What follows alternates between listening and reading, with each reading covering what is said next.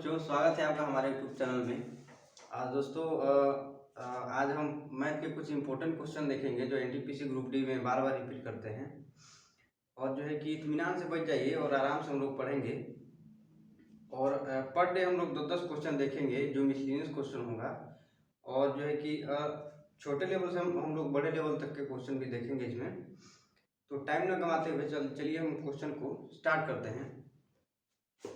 तो देखिए, ये हम घटना चक्र में से लिए हैं। तो चलिए क्वेश्चन लगाते हैं। और पहला क्वेश्चन है, आपको यहाँ पे क्वेश्चन दिख जाएगा। पहला क्वेश्चन देखिए, 16 का वर्गमूल और 4 के वर्ग का गुणनफल। तो चूंकि हम नहीं चाहते हैं कि पहले ही आप लोग का मूड खराब हो जाए, तो इसलिए थोड़ा सा छोटा क्वेश्चन भी दे रहे हैं। तो देखिएगा 16 का वर्गमूल। तो देखिए, वर्गमूल का मतलब होता है कि ये रूप में रहेगा और मल्टीप्लाई करने के लिए कह रहा है 4 के वर्ग से। तो चूंकि 16 का वर्गमूल तो 4 हो जाएगा और 4 का जो है वर्ग कितना हो जाएगा, तो 16 हो जाएगा। तो हमारा आंसर हो जाएगा 64। 16 चौको 64, तो 64। तो इसमें कुछ बताने वाला नहीं है। तो अगला क्वेश्चन हम लोग देखेंगे। क्योंकि ये छोटा क्वेश्चन है, बताने वाला नहीं है, लेकिन आगे बड़ा क्वेश्चन आएगा, उसको हम विस्तार से समझेंगे। ठीक है, देखिए दूसरा क्वेश्चन है कि रूप में 1 minus sine square theta divide by उसी रूप में 1 माइनस कॉस स्क्वायर थीटा। तो देखिए, आपको पता है कि 1 माइनस साइन स्क्वायर थीटा बराबर होता है 1 माइनस साइन स्क्वायर थीटा बराबर होता है, हम सीधे लिख रहे हैं कॉस स्क्वायर थीटा और डिवाइड बाई, अगर हम देखें 1 माइनस कॉस स्क्वायर थीटा क्या हो जाता है, क्योंकि ये पहला क्वाड्रेंट है। तो पहले क्वाड्रेंट में साइन कॉस टेन सबका मान जो है कि पॉजिटिव होता है। ठीक है, तो कॉस स्क्वायर माइनस थीटा क्या हो जाएगा, sine square theta. Sine square theta हो जाएगा, क्योंकि कॉस स्क्वायर थीटा और साइन स्क्वायर थीटा इन दोनों का अनुपात क्या हो जाता है, ये हो जाता है cot square theta. Cot square theta. तो देखिए 2 से कर्णी कट जाएगा, आंसर हमारा आ जाएगा कॉट थीटा। आंसर हमारा आ जाएगा कॉट थीटा। ठीक है, चलिए अगला क्वेश्चन देखते हैं। अगला क्वेश्चन है हमारा, अगला क्वेश्चन है, ध्यान से पढ़िएगा। एक आदमी 25% की हानि पर एक गेज को 4200 रुपये में बेचता है। ठीक है, अगर उसे 25% का लाभ कमाना हो तो उस गेज को कितने रुपए में बेचेगा। थोड़ा समझिएगा। कोई भी चीज देखिए अपने आप में 100% होता है। ठीक है, हम कहेंगे 10% लाभ का मतलब क्या हो जाएगा, तो ये 110% हो जाएगा। हम कहें 10% हानि का मतलब क्या होगा, तो ये 90% हो जाएगा। क्योंकि कोई भी चीज 10 अपने आप में 100% होता है, और अगर लाभ 10 रुपये का कमाएंगे तो वो 110 रुपये में बेचा जाएगा। 110 रुपये उसकी वैल्यू हो जाएगी। और अगर हम माइनस में करें, अगर हम कहें कि 10 रुपये का 10% की हानि होती है, तो असल में वैल्यू कितनी हो जाएगी, 90% की हो जाएगी।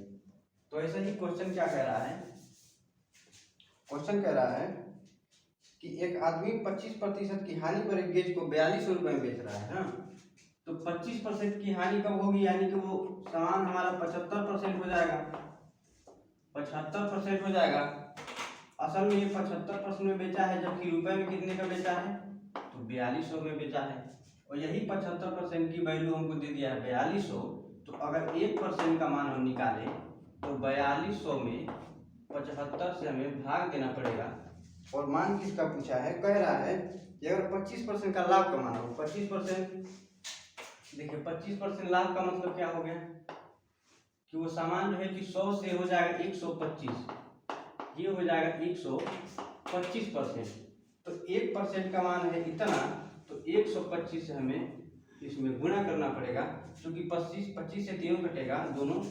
तो देखिए 25 3 75, 25 25 125 और 3 एकम 3, 14 3 42 और 14 25 70, यानी कि हमारा जो है कि आंसर कितना हो जाएगा, 7000। फिर से समझ लेते हैं। देखिए कोई भी चीज अपने आप में 100% होता है, वो कह रहा है कि 25% हानि पर बेचा, यानी कि 75% में बेचा है, और बेचा कितने में है, 4200 में। तो यही 75% की वैल्यू है 4200। 1% का मान हमारा हो जाएगा इतना, और एक और कह रहा है कि 25% लाभ कमाना हो तो कितने बेचेगा, तो 125% में बेचेगा, तो 125% से गुणा कर देंगे, हमारा आंसर आ जाएगा 7,000। ठीक है, तो चलिए आगे बढ़ते हैं।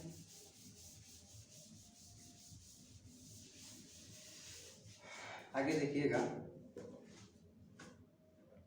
देखिएगा सवाल है, देखिए दो स्थान है ए और बी, उनके बीच की दूरी है 300 मीटर। एक एक लाइन हम पढ़ते चलते हैं। देखिए एक स्थान ए है और एक स्थान ये बी है, इन दोनों के बीच की दूरी जो है हमको दे रखा है 300 किलोमीटर। ठीक है भैया, देखो 300 किलोमीटर दे रखा है। ठीक है, अब दो स्कूटर ए और बी एक साथ दूसरे की ओर बढ़ रहे हैं। ठीक है, एगो स्कूटर है ए और यहाँ पे एगो स्कूटर है बी। ए जा रहा है बी की तरफ, बी जा रहा है ए की तरफ। ये इधर जा रहा है और ये इधर आ रहा है। ठीक है, अब देखिए फिर से क्वेश्चन में क्या है, कह रहा है कि एक दूसरे की ओर बढ़ते हैं और 2.5 घंटे बाद उनके बीच की दूरी 25 किलोमीटर भी बच जा रही है। ठीक है, 2.5 घंटे में। अब देखिए ये जो है कि इधर चलेगा और ये इसकी तरफ चलेगा, और 2.5 घंटे में, देखिए 2.5 घंटे में हमको पता चला कि अभी इनके बीच की दूरी 25 किलोमीटर अभी भी बची हुई है। ठीक है, ए और बी के बीच की दूरी 300 किलोमीटर है। ए बी की तरफ चल रहा है, बी ए की तरफ चल रहा है, और 2.5 घंटे बाद हमको पता चल रहा है कि इन दोनों के बीच की दूरी 25 किलोमीटर अभी बचा हुआ है। यानी कि ए यहाँ होगा, बी यहाँ होगा, बी यहाँ होगा, तो इन दोनों के बीच की दूरी अभी 25 किलोमीटर हमारे पास बचा है। यानी कि तय कितना किए हैं दोनों मिलके, तो तय किए हैं टोटल 300 है, इसमें से 25 किलोमीटर घटा दीजिए तो 275 किलोमीटर की दूरी इन दोनों ने मिलके तय कर लिया है। ठीक है, अब क्वेश्चन में देखते हैं क्या कह रहा है, यदि एक स्कूटर की चाल दूसरे स्कूटर से 10 किलोमीटर प्रति घंटा ज्यादा हो तो प्रत्येक स्कूटर की चाल जो है प्रति किलोमीटर प्रति घंटे में क्या होगा। क्योंकि हमको पता है कि चाल बराबर क्या होता है, चाल बराबर होता है दूरी बटा समय। ठीक है, तो ये क्वेश्चन समझ लीजिए एक बार फिर से कि दो बिंदुओं के बीच की दूरी 300 किलोमीटर दिया है, ए बी की तरफ चल रहा है, बी ए की तरफ चल रहा है, और 2.5 घंटे में इन दोनों के बीच में 25 किलोमीटर की दूरी है। यानी कि दोनों तय कितना किए हैं, तो 275 किलोमीटर दोनों मिलके तय कर लिए हैं। ठीक है, और कंडीशन क्या है कि अगर देखिए एक का चाल x होगा तो दूसरे का चाल x प्लस 10 होगा। चूंकि क्वेश्चन में कह रहा है कि अगर एक का x है तो दूसरे का x प्लस 10 है, ये क्या है दोनों का चाल, तो दोनों का चाल कितना हो जाएगा 2x प्लस 10 हो जाएगा। ये हमारे पास चाल निकल आया, हमारे पास चाल है, दूरी है, समय है, निकाल लेते हैं, फॉर्मूले में रख देते हैं। तो देखिए चाल कितना है 2x प्लस 10 बराबर 275 अब बटे में 2.5। देखिए 2.5 इधर भाग में है, इधर जाके गुणा करेगा तो 2.5 दूना 5x प्लस 10 का गुणा अगर 2.5 में करेंगे तो ये 25 हो जाता है। ठीक है, 275 इधर रहने देंगे, देखिए 275 रहने देंगे, ये 25 जाके इधर घट जाएगा तो 5x बराबर हो जाएगा 250 और x की वैल्यू आ जाएगी हमारी 50।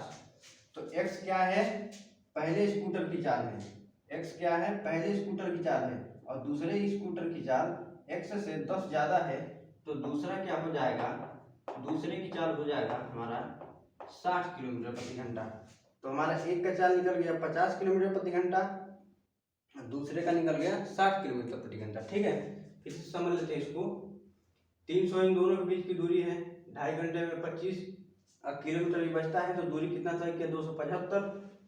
अब देखिए एक का चाल x है तो दूसरे का प्लस 10 हो जाएगा, फॉर्मूले में रख देंगे, आंसर हमारा एक 50 आ जाएगा, एक 60 आ जाएगा। ठीक है, तो चलिए अगला क्वेश्चन देखते हैं।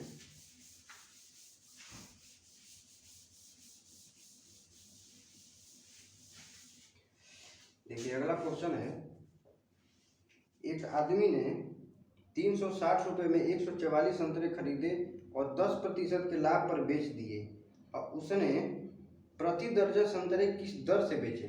ठीक है, क्वेश्चन को समझ लीजिएगा एक बार। कह रहा है कि एक आदमी ने ₹360 में, ठीक है, मान लीजिए कि आपके पास ₹360 हैं, उसमें आपने 144 संतरे खरीदे हैं। ठीक है, अब देखिए चूंकि 144 संतरा आप खरीदे हैं तो बेचेंगे भी 144 संतरा, बेचेंगे भी 144 संतरा, लेकिन कह रहा है कि 10% के लाभ पर बेचा है, 10% के 10% के लाभ पर इसको बेचा है। तो 10% 360 का कितना हो जाएगा 36, तो 36 अगर इसमें जोड़ेंगे तो 300, ये हो जाएगा 396 रुपये। यानी 360 में 144 खरीदा है और 396 में 144 को बेच दिया है 10% लाभ लेकर के। ठीक है, तो क्वेश्चन में कह रहा है कि प्रति दर्जन कितने रुपए में उसने खरीदा है। अब देखिए चूंकि 144 संतरा खरीदा है 396 में, तो एक संतरे का दाम कितना हो जाएगा 396 डिवाइड बाई 144, ये हो गया एक संतरे का दाम। और चूंकि एक दर्जन का पूछ रहा है तो एक दर्जन में 12 संतरे होंगे तो 12 से हमें गुणा करना पड़ेगा। तो देखिए 12 पर यहाँ 144 और 12 कम 12, 12 तिहाई 36, 12 तिहाई 36, यानी कि एक दर्जन उसने कुल 33 रुपये में बेचे हुए। ठीक है, समझ लेते हैं कि 360 रुपये आपके पास है, 360 में आपने 144 संतरे खरीदे और 144 संतरे को ही 396 यानी 10% लाभ लेकर के बेच दिया।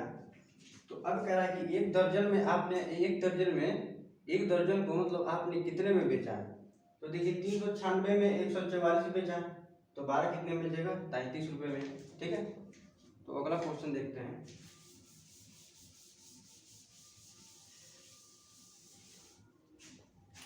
देखिएगा अगला क्वेश्चन है, ए की लंबाई बी की लंबाई का 5/8 है, तो बी की लंबाई ए की लंबाई का अनुपात पूछ रहा है। ठीक है, ए की लंबाई है ना, ए की लंबाई बी की लंबाई के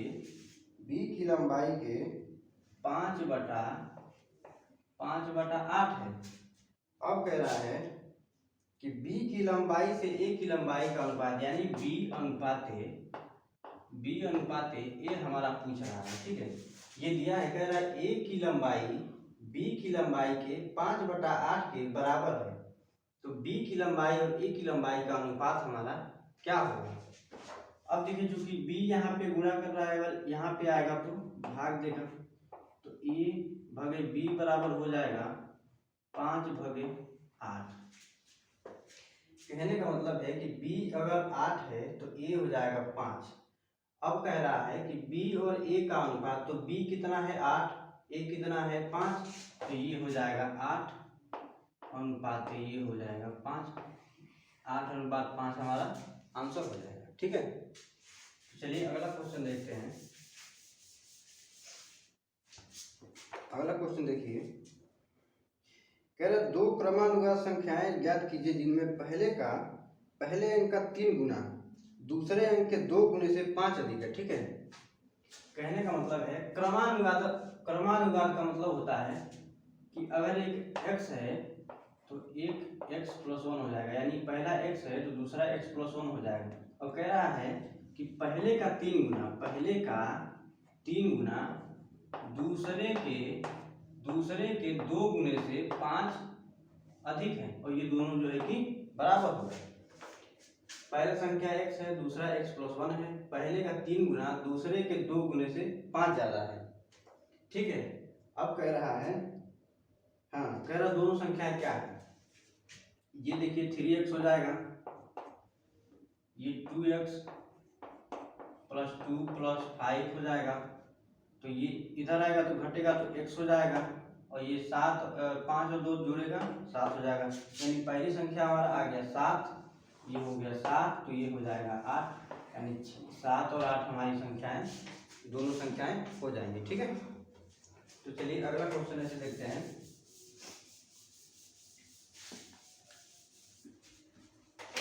देखिए अगला क्वेश्चन है, कि मीना ने एक बैंक से 2,75,000 रुपये का कार लोन लिया।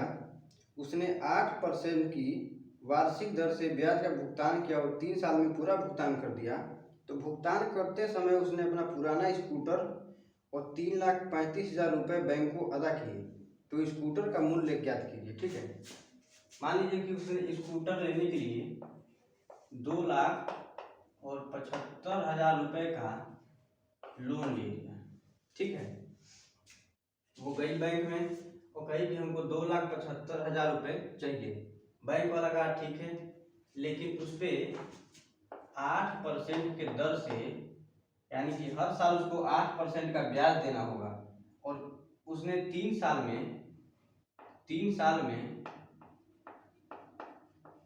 में पूरा ब्याज भी चुका दिया और सारा पैसा भी चुका दिया। देखिए, कहने का मतलब है कि उसने 2,75,000 रुपये का लोन लिया और 8% के दर से लोन लिया और 3 साल में उसने चुका दिया।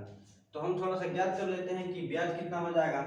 तो 2,75,000 का 2,75,000 रुपये का 8% के दर से अगर हम देखें, 8% के दर से हम देखें तो ब्याज होगा 2 जीरो से 2 जीरो कट जाएगा। 8 तिरिक 24, 0 0, 24 25 120 का 0 हाथ में आया 12 और 24 सत्ते 168 और 12 80 0 18 24 दूना 48 और 66। तो देखिए 66,000 तो हमारा ब्याज हो जाएगा 3 साल में और 2,75,000 इसको देना ही देना था, ब्याज भी देना है। तो टोटल ये पैसा कितना देगी, 0 0 0 6 5 11 7 13 14, ये 3 हो जाएगा। देखिए 3,41,000 रुपये उसको टोटल देना पड़ेगा, क्योंकि 2,75,000 रुपये तो वो ली थी, लोन ली थी और 8% के दर से 3 साल में ब्याज भी उसको देना पड़ेगा 66,000 रुपये। तो टोटल हो जाएगा 3,41,000 रुपये। और असल में इसने पैसा कितना दिया है, इसको चुकाने के लिए इसने पैसा दिया है 3,35,000 रुपये, क्योंकि उसको देना था 3,41,000 और दी कितना है पैसा 3,35,000 रुपये। यानी कि उसने स्कूटर के लिए, देखिए इन दोनों के बीच में अंतर आ रहा है 6,000 का। ठीक है, 6,000 का, यानी जो स्कूटर दी है उसकी जो कीमत है वो 6,000 रुपये है। ठीक है, समझ लेते हैं इसको फिर से कि 2,75,000 रुपये का उसने लोन लिया, 8% के दर से लिया, 3 साल में चुकाया। तो 3 साल में 66,000 रुपये तो उसका ब्याज आ गया। तो टोटल पैसा उसको जो चुकाना पड़ेगा वो 3,41,000 रुपये होगा। और उसने 35,000, जब 3,35,000 उसने पैसा दिया तो स्कूटर का दाम कितना हो जाएगा, 6,000 रुपये हो जाएगा। ठीक है, तो चलिए अगला क्वेश्चन देखते हैं।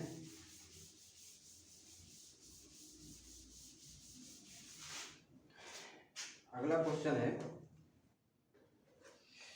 देखिए एक टैंक 2 नल X तथा Y क्रमशः 5 घंटे तथा 10 घंटे में भर सकते हैं, जबकि एक अन्य पाइप Z जो है कि 20 घंटे में खाली कर सकता है। यदि तीनों नल एक साथ खोल दिए जाएं तो टैंक को भरने में कितना टाइम लगेगा। ठीक है, देखिए एगो पाइप है X, एगो पाइप है Y, एगो है Z। ठीक है, तो ये भाई साहब 5 मिनट में भर देंगे और इनको 10 मिनट लगेगा और ये जो है कि खाली करने वाला है। ठीक है, ये खाली कर देगा 20 मिनट में। अब जो है कि तीनों का जो है कि हम टोटल काम कैसे निकालते हैं, तो इन तीनों का एलसीएम ले लेते हैं। अब इन तीनों का एलसीएम लेंगे तो ये हमारा टोटल काम हो जाएगा। तो एलसीएम कितना हो जाएगा, 20 हो जाएगा। क्योंकि ये जो है कि समय है और समय से हम टोटल काम में अगर भाग देते हैं तो ये हमें मिलता है क्षमता, यहाँ हमको मिल जाएगा क्षमता। तो 20 में 5 से भाग देंगे तो यहाँ हो जाएगा 4, यानी ये x की क्षमता 4 है तो y की क्षमता कितना हो जाएगा, 2 हो जाएगा। ऐसे ही z का क्षमता कितना हो जाएगा, 1 हो जाएगा। लेकिन z जो है कि नेगेटिव में काम करेगा, ये दोनों तो भरेंगे लेकिन ये अकेले खाली करने में लगा है। तो इन दोनों का काम हम जोड़ लेंगे, यानी कि टोटल काम कितना होगा, 6 होगा। जबकि एक काम ये एक काम घटा रहा है तो इसमें से हम घटा देंगे, यानी टोटल काम जो है कि 1 मिनट में 5 काम हमारा होगा। अब देखिए जेड जो है कि घटा रहा है तो हमने इन दोनों को जोड़ा, क्योंकि ये दोनों भर रहे हैं और ये खाली कर रहा है, तो इसका काम जो है कि इसकी क्षमता हम घटा देंगे। तो टोटल काम 1 मिनट में अगर हम देखें तो 5 काम होगा, तो 20 काम है, तो 20 काम करने के लिए हमारा कितना दिन लगेगा, तो 4 दिन लगेगा। ठीक है, 4 दिन लगेगा। तो चलिए अगला क्वेश्चन देखते हैं।